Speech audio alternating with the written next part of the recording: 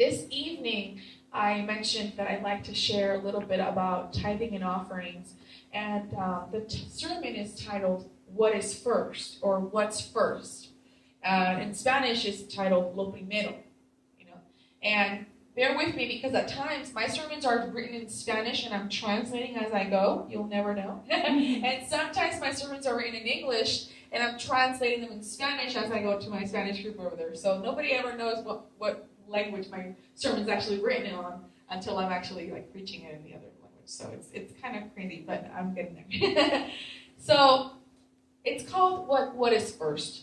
And a mother wanted to teach her daughter a lesson on tithing, a moral lesson. So she gave the little girl a quarter and a dollar. Quarter in one hand and a dollar in the other hand to go to church. And she said, put whichever one you want in the collection plate and keep the other for yourself. She told the girl. When they were coming out of church, the mother asked the daughter which amount she had given. And she said, well, I was going to give the dollar, but just before the collection came in, the man in the pulpit said that we should all be cheerful givers. And I knew I'd be a lot more cheerful if I gave the quarter, and so I did. So that's just a silly kind of story to kind of picture that tithes and offerings can be a very, very tense subject, a very one. And when I read this little story, it made me smile because we are to be cheerful givers, right? We are to be those cheerful givers. And that is why the title of the message is, What is First? So come with me to Exodus chapter 13. Exodus chapter 13. Exodus chapter 13, verse 1. Like I said, this is a very... not a lot of people like to hear a message when it comes to tithing and offerings because it's a very controversial topic. It's a very kind of scary message when it's out there and exposed to the congregation because many of us may feel different about this. But I want today to focus. I like to do this in a two-series way. I like today to focus on what the Bible says about what is first, and then also come with another part of this series on how we give from our heart.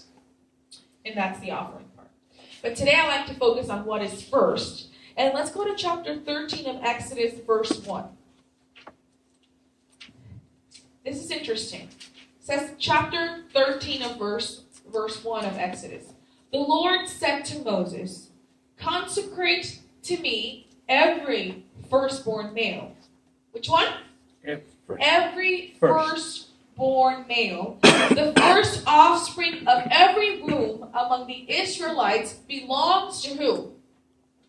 Belongs to me. The first offspring of every womb among the Israelites belongs to me, whether human or animal. And then if we go a little further on, verse 12 to 13, it says here, you are to give over to the Lord the first offspring of every womb. All the firstborn males of your livestock belong to who? The Lord. Belong to the Lord. All the firstborn males of your livestock belong to the Lord. Verse 13, redeem with the lamb every firstborn donkey, but if you do not redeem it, break its neck. Redeem every firstborn among your sons. Now, this is kind of weird. Because in other words, if you don't redeem this donkey, which is an impure animal, right? If you don't redeem this impure animal, this donkey, with a what? With the lamb, then you still lose it. You need to redeem this what is it again? This donkey, see, it sounds like a monkey. This donkey with who? With the lamb, right? And if you don't do that, what happens? You still have to what? Break, verse 13? Break its neck. Break its neck. So in other words, you don't stay with this animal. There needs to be some sort of sacrifice. And it's kind of interesting. Like, why is God asking us to redeem this firstborn donkey with the lamb? And if we don't do it, we still have to break its neck. Redeem then every firstborn among your sons. Now, Are we noticing that there's a principle that's being exposed here? There's a principle that God is saying, if you don't give me back, you still lose it.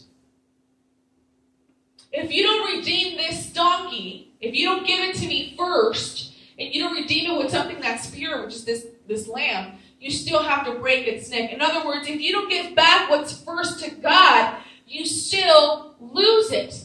Because in no way here does it say you keep anything. You either redeem it or you either break its neck. And the principle here, it's obedience to God. Give back to God what is first. And what is first? What is first? Today we're going to talk about the principle of what is first in our lives. And we see how he told Moses, give me your firstborn of every animal that you have. And now today this kind of language may seem a little funky. Like, okay, like I don't own cows or, I don't have a herd.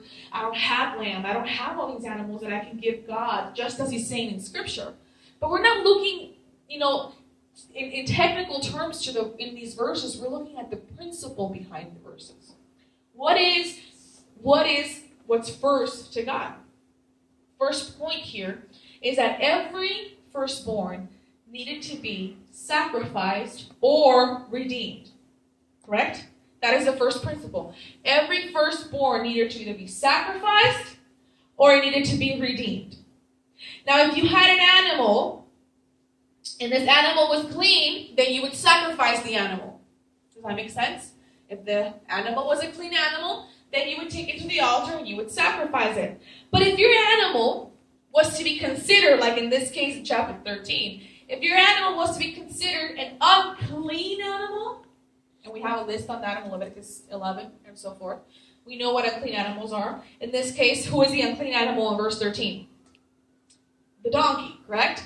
If we have an unclean animal, then it needs to be redeemed by what? By a clean animal. It's a kind of a play on words here. But if you have a pure animal, you take it straight to the sacrificial altar. And if you have an unclean animal, you still need to redeem it by who? By putting a clean animal in its place. Look at all these wordings. Look at all this foreshadowing. All of this foreshadowing of who is the Lamb of Lambs and King of Kings, Jesus. All this foreshadowing of clean and unclean, expressing what Jesus was going to do at the cross for you and for me. We see it in Exodus verse 13, chapter 13, how these words are actually foreshadowing the cleanness of the Lamb coming and being a sacrifice to the uncleanness of humanity. It's already foreshadowing it. We're just in Exodus. Can you imagine that?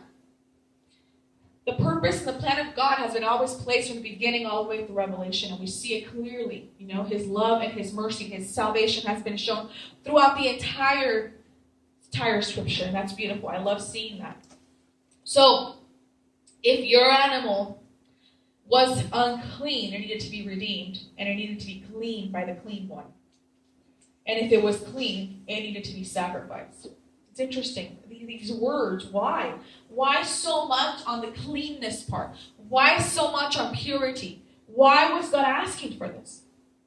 And today, as we talk about finances, it's not bad to speak about finance. I don't think it's a bad thing.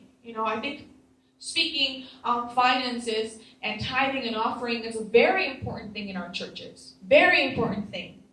Because we have it in every corporation. We have it in every industry where we need to be accountable of our money. We need to be accountable to God of what he gives us and what we give back to him. Without finances, a church cannot run. Cannot. We need it in order for us to move forward, to build our church, to buy a building, to have community outreach programs, to fulfill our ministries, to buy equipment, to do many things. We ought to have it. And it's interesting because in Matthew, Mark, and Luke, 1 out of every 6 verses deals with money. And those 3 Gospels, we're excluding John at the moment, but we have Matthew, Mark, and Luke, 1 out of 6 verses talks about money. And out of the 29 parables of Christ that he told, 16 deal with people and their money. So you got 29 parables, and 16 deal with persons and money. Isn't that a high percentage? Like that's a big amount of money conversations in the Bible. That's a lot. For Jesus to talk about 16 parables out of 29 just on money, that has to tell us something. He is trying to get a principle across. And it's interesting because he says that it's really hard for a rich man to what? To enter the kingdom of heaven. There's a reason why. There's a reason why that money can be something that really truly corrupts the heart. And in many other things too. But money can be a really tricky business. So I wanted to reference that because we sometimes minimize what finances and how important tithing and offering are in our church, but we see the importance that these Gospels have on it by referencing it a lot. And we see it even in Jesus himself as he talked about it in the parables. What's interesting here, as we go back to Exodus in the Old Testament, is that if your lamb or if your animal had a little lamb, or a firstborn, you would first have to give it to God. You have your own, herd of animals, and you have just probably a lamb there that's pregnant, and she's about to have one little baby animal. And that, you have to give it into sacrifice to God. You have to give it away. And sometimes this sounds a little bit weird to think about this principle. It's like, okay, I was awaiting this birth of this firstborn to grow my entire herd, to have a lot of animals, to start saving, But you know how they also say when you wake up every morning and you pray to God and you put yourself in his hands first, the rest of the day is blessed? Have you heard that? Wake up with God and the rest of your day is fine. It's the same principle. When the first thing comes in your life and it's given back to God, then the rest is blessed. And that's the same principle that we have here when the Lord says, consecrate to me every firstborn male.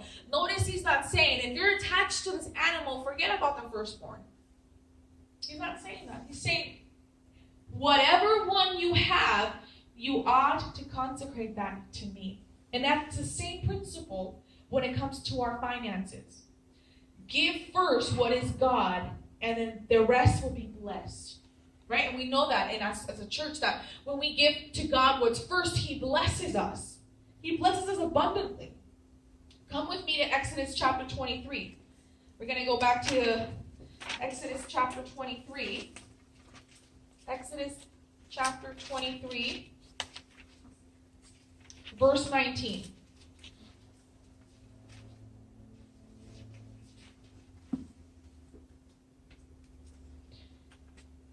Now we're talking about the first fruits. We were talking about the herds, the animals, the firstborns, and now we're talking about the first fruits. Look what it says, verse 19. Bring the best of the first fruits of your soil to the house of the Lord your God. What does it say? Bring the what? The best of the first fruits of your soil to the house of the Lord your God. Do you I don't know, my dad loves to garden and do all the planting and stuff like that. But you're expecting this small little seed to grow. You water it throughout every single day, and you're expecting it to grow a little bit of fruit. And once those fruit are coming out, you get so excited, and you're expecting it to grow, and you're expecting it to be the first one to take a bite out of it. And once you start seeing a little bit of tomatoes, you want to pick them out and take it back into your kitchen or to your home and cook them and eat them and have the first bite, right? Because it's something you just did, something you just made, something you just created, something that you grew, an accomplishment. God says, do not take it for yourself. But that precious thing you were cultivating in it, you were just spending time on all that time, grab it, wash it if you want, and bring it to me, for I want it. That's kind of scary, right? It sounds a little bit weird, like I want it. I spend time putting in work into that, Lord. Why are you asking me for that? Why do you ask for that? Come with me to Proverbs chapter 3, verse 9 and 10. Proverbs chapter 3, Page verse 512. 9 and 10. Thank you. Page 512. Page 512. Proverbs 3, 9 and 10. Honor the Lord with your wealth, with the first fruit of all your crops. Then your barns will be filled to overflowing, and your vats will brim over with what? New one. With new wine. How do we apply this today, Pastor? What do you mean? Bring the first fruits of your crops. I don't plant anything. I don't have crops. I don't have animals. I don't have herds. I don't have barns filled, overflowing. I don't have all that. How will that happen? The principle established here is anything we put our effort to, any money, anything that we labor for, that is the principle that God is establishing here. Now, I'm not making this up. Pastor Natalie's not bringing her agenda and trying to make you put money into a church because she wants it. This is word. This is just plain scripture of what God asks for us, from us. Now, I'll tell you something. This is something I truly believe, and I would not be preaching it if I wouldn't be doing it myself. I know that this requires a lot of faith, brothers and sisters, because sometimes the small fruits, the first fruits that we have, is really all we actually have. It's really all that we actually have. But God doesn't ask for an amount, but for a percentage according to what we have. Isn't that amazing? It's not just a figure, but it's a percentage because He understands what we have and what we get. This requires faith. He doesn't say, wait until you have 10 little lambs, and then after you have 10 little lambs, you can go ahead and give me the 10th one. You know why? Because you're secure then. Because if you have 10 and you got to give one, hey, I still got 9. So who you're trusting on there? Yourself or God? Yourself. Yourself. Because security is what we're looking for in humanity, right? As humans. Okay, God, wait till you can't ask me for this firstborn because I don't know if this lamb's going to have more. But wait till she has 10. I'll give you one, I'll keep 9, and then everything's cool. Everything's more secure. I'm at peace. I can trust the process, and I'm not having to wait to see if she will deliver 9 less, like not after. But God says no. This whole principle, this whole system that I've created works on faith. It does not work on wait till I have enough and then I'll give. It works on even though I see one firstborn and I don't even know if the rest will come, I will give it to you in obedience to you, and I will trust, I will have faith that you, God, will fill my barns, will overflow them, and vats will brim over with new wine. Because you have promised in your word that if we give you the first of anything, first fruits, the firstborn, the first of our checks, the first of what I earned, then you will bless me. Then you will overflow my situation. God says, give me what's mine first, and the rest, it will be blessed. And I'm not speaking just to speak. I'm speaking with the heart that has experienced that. I have so many experiences when I was back in Montemorelos in my undergrad in Mexico, where there was times where I didn't want to ask my parents for money because it was too much, and as a daughter, as a son, you don't want to overwhelm your parents at times. They're going through a hard time, so you try to do as much as you can. But there was times where I would pray and I would give back God whatever I worked, because I had my little job. I would give back God his percentage, even though sometimes I was wondering, how am I going to make it throughout the week? And you would not believe that during the week, I would get envelopes out of nowhere, right? Now, we would say out of nowhere in the moment, but now we know where it's coming from. Out of nowhere, with just the right amount to what I needed for the week. Who gave them to me? I don't know the person. It just had my name on the envelope, and I knew that it was from God. And I knew that his promises of me giving him the first of what I have would be blessed, and it would be filled, overflowing with his blessing. Brothers and sisters, practicing this principle also increases our faith, helps us be obedient to God. And not only that, but to not do this, it robs you from seeing the miraculous way God works in your life. Because if you want to see God work abundantly, He does it in many ways. But show God that you trust Him. And He will just bless you immensely. Show Him that you're able to give yourself for Him. Show Him how much you love this lamb. You take care of her. You've taken care of her. And you're willing to give this firstborn to Him because you trust Him and you love Him. Isn't that what Abraham did? Mm-hmm. He had expected this son for years and years, and he had prayed and prayed and prayed, and God asked him, give me Isaac in the altar.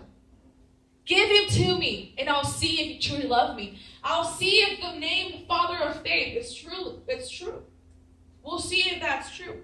And you know that Abraham was such an obedient person. And he loved God so much that he said, you have given him to me in the moments where I least believed you could, that I will trust you so much and give him back to you. I don't know if I could do that. I'm going to be honest with you. That requires so much faith, so much obedience.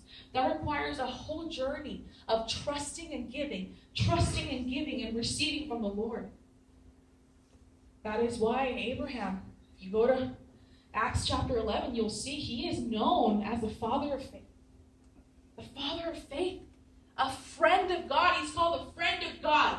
Because when you have friends, you trust. Because you trust your friends when they say, I will give you this and I will give you that. You trust in their promises. And that is what God is to us. He doesn't say, wait until you have 10 of those little lambs and then you'll give me the 10th one. He says, give me the first and the rest will be blessed to you. This is the exact principle that we need to understand when it comes to tithing and offering.